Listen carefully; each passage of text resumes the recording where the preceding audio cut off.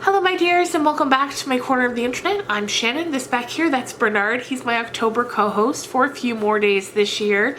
Hard to believe that it's the end of October already on the one hand, but on the other hand, where I am, it's a massive snowstorm outside right now. So in that regard, it feels more like Christmas than October. But anyway, today I've got a very interesting video to share with you guys. At least I find it very interesting, the topic. And we're going to be talking about the Winchester Mystery House in San Jose, California. Now, it's funny too, because I've had this one on my list for all of October, and I was kind of waiting until we got closer to Halloween to talk about it. And then a couple of days ago, one of my subscribers, Carol, she commented, "You should do a video on the Winchester Mystery House." And I was like, we are in sync, you guys. And I just love that. It's so fun. So anyway, like I said, the Winchester Mystery House is in San Jose, California, and it was built in the late 1800s. Now, this house is a marvel for many different reasons and for many different people. And the reasons why you would find it interesting can vary from you're obsessed with the absolutely bizarro architecture that this house was built with, or you're interested in the sort of ghostly elements of this house, or maybe it's a mixture of the two, which is where I fall, because this architecture is crazy and it's so interesting. So we're going to get into both sides of that story in this video. So I'm going to insert a picture here of the house. As you can see, from the outside, it looks really cheerful and beautiful. It's huge, there's no doubt about that. I think it clocks in at around 24,000 square feet, which is huge. And but before we get into the details of the house, we'll talk a bit about Sarah Winchester, who was the mistress of the house, the woman who had it built. Now, she was the heir to the Winchester fortune, Winchester being a brand of guns that her husband invented back in the 1800s. And anywhere that I've read anything about the Winchester house, it's always mentioned that this gun that her husband created was the gun that won the West. So I guess the invention of this gun really changed everything in terms of guns. And in case you can't tell from how I'm speaking about guns, I know nothing about guns. So, but this gun was a game changer in terms of guns. Now, Sarah's life was full of tragedy and grief. Her and her husband, they only ever had one child, a little baby girl named Annie, but that child died when it was only 6 weeks old. And then when he was in his, I think, early to mid 40s, her husband died of tuberculosis. So after that happened, once she finally lost her husband, she at this point was living out in Connecticut, I believe. Now, folklore states that soon after her husband's death in 1881, Sarah was in contact with a medium, like a spiritual psychic. And she had that medium come to her, and she wanted to contact those who had passed, her husband, her child, perhaps. And that's really what she thought was going to happen with this medium, but instead what she got was more of a warning and just really bone-chilling and eerie. There's another thing to do with Sarah Winchester was, while she, I'm sure, was supportive of her husband, she also carried a lot of guilt for the fact that her husband did create this gun, and this gun was able to take more lives in a quicker period of time. So she carried a lot of guilt about that. So anyway, the medium comes in, and instead of really giving her anything about her husband or anything like that, the medium tells her that she needs to build a house to keep her safe, and that when she lives in this house, a lot of the spirits of the people who lost their lives because of these guns were going to be following her for the rest of her life. And so she needed a home where she would be safe. Now, what's really interesting is that the medium also told her that as long as she is continuing to build this house, she'll be fine. But when she stops, that will be the end of her. so like what do you even say to that? Like, how do you even process that? That's so weird. But it explains why the Winchester Mystery House was under construction for 38 years. So soon after that, she packed up and moved out to California, and she started the building of this house. And one thing that's really interesting is that there's no official blueprint for this house. No matter, you know, she was the only person that knew all the secrets that this house held.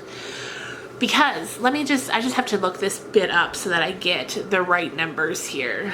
Okay, so it says here in 1886, Sarah purchased an 8-room farmhouse in San Jose and began building.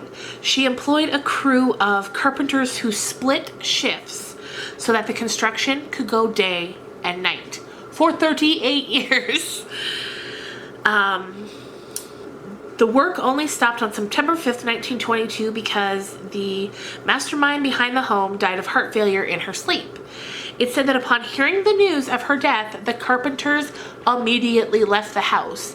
And like when they say immediately, they mean literally immediately, in that some of the nails were like mid-hammer. They were halfway in the walls because when they heard that she had passed, they left. So it really makes you wonder like what these construction crews and carpenters had seen during their time working on this house.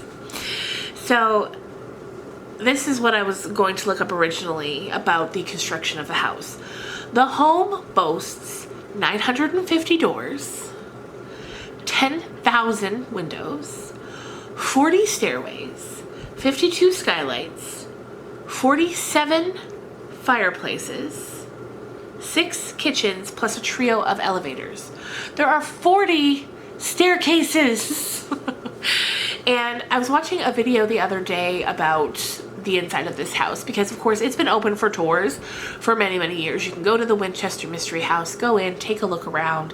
It's, from what I've seen in the videos, absolutely gorgeous inside. But yeah, like the construction is so intricate, it's almost built as though it's a labyrinth, this house, with, like I was just saying, staircases that lead to nowhere. Like one staircase will go up and it'll just be a wall, like a dead-end wall. And there are doors that open into nothing, again, like just walls. You open the doors. And that's if you're lucky, the door opening into nothing. Because if you're unlucky, the door opens to a 12-foot drop outside the house. Another thing I saw said that one of the doors would open, and if you kept walking and fell, you'd end up in the kitchen sink downstairs. So it's just an outrageous house. Plus another thing, when I was listening to some of the features of the house, like you didn't have to sweep out the chimneys. There was like a hidden door and the ash would all fall down into one of the 2 basements, and then at a later date you could go and just nice and neatly get the ash. Also, she hated the idea of her the housekeepers having to, in all of these staircases, get into the corners to get the dirt out. So she had the staircases built with just little things in the corners to keep the dirt out, so it was easier for people to clean. She also loved gardening so much, but eventually she was so old she couldn't really go outside anymore. So in one of the rooms she had built a system so that she could garden inside, and she could put her plants on the floor and water them, and then there was a system that would drain the water out of the room and out of the house. So as I was watching this video on the house, I said to my husband, I said, this house seems like, you know, when you're doing something around the house and you say like, oh, I wish that this was a thing, or I wish that this was a thing. It would make my life so much simpler. Looking around this house is like every thought that she had, oh, I wish this was a thing, it would make something so much simpler, she just had built. And that is amazing. It's just so amazing and so handy. And she was obviously very clever. There were just so many systems in this house. They were just so clever. And like she had it set up so if she needed help from one of the people that worked in the house, she had a system where a button could be pushed in any room and then it would light up with a number of where she was in the house. So say if number 1 lit up, the housekeepers or whoever who saw that knew, okay, she's in this part of the house, because it was a gigantic house. Such fascinating systems. She was obviously a very, very interesting woman. So a lot of people theorize that the reason this house was so wild and so like a labyrinth was as a way for her to protect herself from the ghosts, like thinking maybe they'd be confused or they wouldn't be able to find her. Who knows? After Sarah had this home finished, and when I say finished, I just mean to the point where she could move in, because like I said, it was never finished. She became very reclusive and she never really went anywhere or did anything, but she was never alone in the house. She had a very large staff. Let me see here. It says that she had 18 servants and 18 gardeners plus the ever-present construction crew. So while she really holed herself up in that house, she wasn't alone. So that's kind of nice to think of, because it's really sad to think of, you know, somebody who's afraid, who's feeling all this guilt and torment, who's grieving. I'm sure if you lose a child, you grieve the rest of your life. So it's just nice to think of her not alone in that house, even if, you know, they were people paid to be there. At least she wasn't alone. So, you know, theories ranged all across the board for why she was the way she was. Some people thought maybe she was just plain crazy and that's what was going on. And now the Winchester Mystery House is a national landmark in America. So that's very cool. If you're anywhere near San Jose, California, you can go and take a tour of it. And I bet that would be absolutely beautiful, because from the pictures, it looks astounding. Like here, this is one of the ballrooms, and just the intricate work that was done, like with the ceilings and the walls and even the moldings and the doorknobs and the hinges, everything looked so immaculate. Everything was very aesthetically pleasing. There wasn't a place where you could look that wasn't beautiful. So, I mean, it would be very, very interesting to get to go and see it in person. Now to get to the more sort of ghostly part of this video. It's one thing to talk about the house and its architecture, but now some of the ghost things. One ghost that was repeatedly seen by many of the employees was a mustached man who they came to know as Clyde, and he could often be found pushing a wheelbarrow around the property or trying to fix one of the fireplaces in the ballroom. And guests who tour the house as well have seen him in more recent years, and he's been described to the management like this. People will say, oh, we really like the actor who was repairing the ballroom fireplace, wearing the white overalls and the Victorian boater hat. And then the management is kind of like, nope, there's nobody here like that. Then it says too, there are gentle tugs of shirts or skirts during tours. And the report from longtime maintenance worker Denny, he said that one crisp morning after entering the water tower, he heard the patter of footsteps above. He ascended to let the trespasser know that the 3-story structure was off limits. But the footsteps always seemed to be one step ahead of him, and one floor above. His search culminated on the roof, with no one in sight. So many little stories like that that lead you to believe that there are probably spirits lingering inside of the Winchester murder house. Oh, Winchester Mystery House. And I'm sure that a chief among them is Sarah Winchester herself. Hopefully she is at peace, and hopefully everything is okay. I'm sure she loved that house, and I'm sure she's probably still there. So it's such an interesting story to hear about this house and just the absolute kind of madness that it was built with, or that at first glance it would seem as though it was built with, just because of all of the crazy architecture. I hope one day to get down to San Jose and visit it. It's on the top of my list of things to do.